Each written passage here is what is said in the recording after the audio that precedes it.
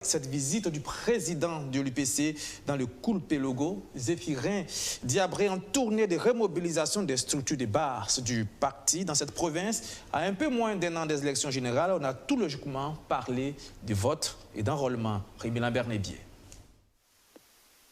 L'Algaï, Doutenga et Wargaï, la direction de l'UPC, l'Union pour le progrès et le changement, avec à sa tête son président, vient au plus près des structures de base du Koulpé-Logo. La vitalité du parti dans cette province du centre-est est manifeste et cette visite vise à les galvaniser davantage. Et il est bon donc que la direction du parti fasse leur connaissance, qu'eux aussi et elles aussi fassent la connaissance de la direction du parti, mais surtout au-delà de cela que l'on puisse échanger sur la marche du parti dans la province. Il va de soi que l'actualité nationale, et notamment la préparation des élections de 2020, s'invite forcément à ce genre de rencontre-là. Et ce sera l'occasion aussi d'échanger sur les stratégies pour que le score de notre parti dans la province soit meilleur à 2015. En 2015, on a déjà fait un très bon score. On a eu un député et une mairie, mais nous sommes très gourmands. Nous voulons davantage. Nous voulons être le premier parti donc, du Koulpé-Logo. Et surtout, nous voulons que, s'ajoutant au score des autres provinces-là, le score qui sera fait ici amène l'UPC au palais de Kossiam. Pour Zéphirin Diabré, la victoire du parti à la prochaine présidentielle se décide dès à présent. C'est pourquoi il a invité les militants UPC à se faire enrôler massivement sur les listes électorales. Surtout vous, les jeunes, vous êtes toujours là à nous applaudir. Mais lorsqu'on vous dit d'aller vous enrôler, vous êtes réticents.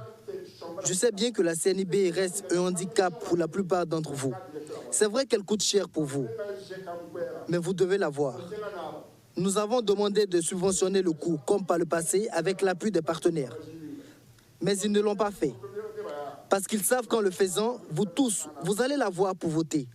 Donc ils préfèrent donner cet argent à leurs militants en cachette pour qu'ils s'établissent des CNIB. Mais ce n'est pas grave. Vous aussi faites tout pour l'avoir, parce qu'au-delà des élections, c'est un document très important pour votre sécurité.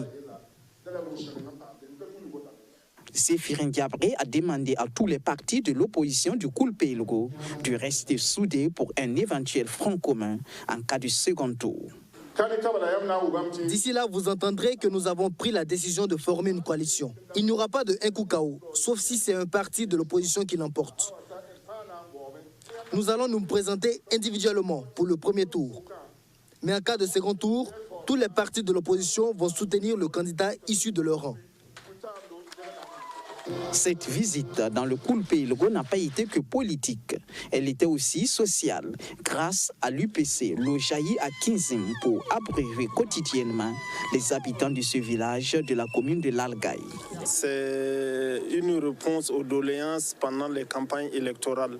Le village, effectivement, souffrait vraiment de manque d'eau et c'est en réponse à leurs doléances que nous avons pu, avec les modestes moyens que nous disposons, réaliser ce forage-là pour le village. L'UPC a aussi témoigné sa solidarité aux populations déplacées de la province par des dons de diverses natures.